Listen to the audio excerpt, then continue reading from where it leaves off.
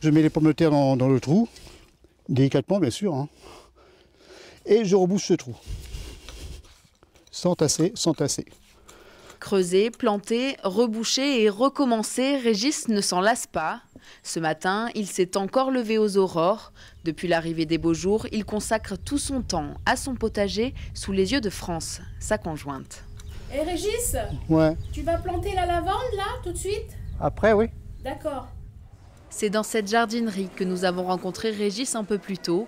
Ici, il y a du monde en continu depuis l'arrivée de ce printemps précoce.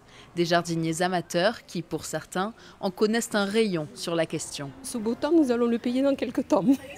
Si jamais, comme en ce moment dans la nature, tout bourgeonne, si jamais on prend quelques petites gelées, je pense que même déjà des abricotiers et fruitiers, nous n'aurons peut-être pas beaucoup de fruits.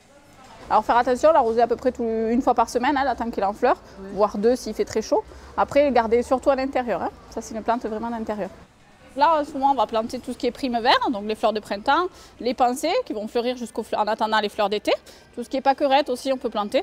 Et après, on va se diriger sur tout ce qui est jardin, donc ça va être les plantes salades, les aromatiques.